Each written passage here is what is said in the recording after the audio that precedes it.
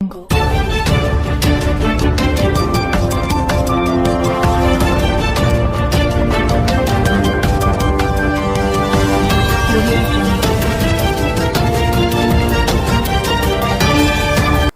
పట్టణంలో మంచినీటి సరఫరాలో అంతరాయాలు ఏర్పడుతున్నాయని అధికారులు త్రాగునీటి ఎద్దడిని నివారించేలా చర్యలు అధికారులు చేపట్టాలని డీసీఎంఎస్ చైర్మన్ జిల్లా కాంగ్రెస్ నాయకులు కొత్వాల శ్రీనివాసరావు అన్నారు.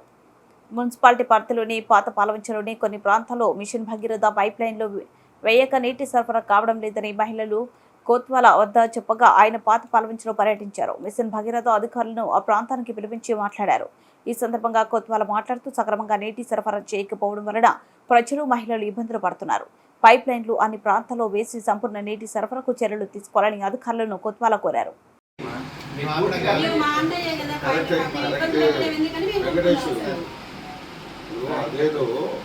వాళ్ళని పిలిచి అది మున్సిపాలిటీ వాళ్ళు వేస్తారు భగీరథే మేము చేసేది అని అప్పుడు మీరు ఏమన్నా చెప్పి వాళ్ళని ఎక్స్ప్లెయిన్ చేస్తే పోయేది.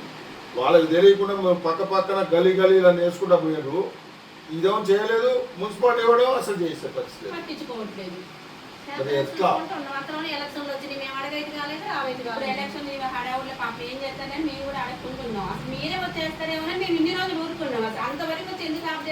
అప్పుడే చెప్తే పోయేది నాకు కాదండి. వీళ్ళు వేస్తారేమో మేము అనుకున్నాం, ఆఫ్ చేస్తారని మాకు తెలియదు కదా.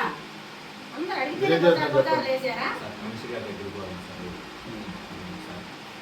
పోవటం కాదు, ఇక్కడ పిలిపి అక్కడికి పోతే ఒక మాదిరి ఉంటుంది, మన దగ్గరకు వస్తే ఒక మాదిరి ఉంటుంది. ఏమండి సారే చెప్పితే మేము కలెక్టర్ సోమవారం అక్కడ తిరుగుతున్నా మనం అంటూ నేను సరేలే నిదానంగా ఉండాలని ఎన్ని గంటలకు వస్తారు చెప్పండి.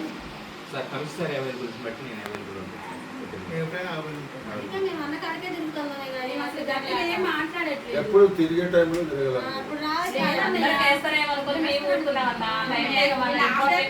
తెలియలేదు అసలు, అప్పుడే తిరిగేటోళ్ళం.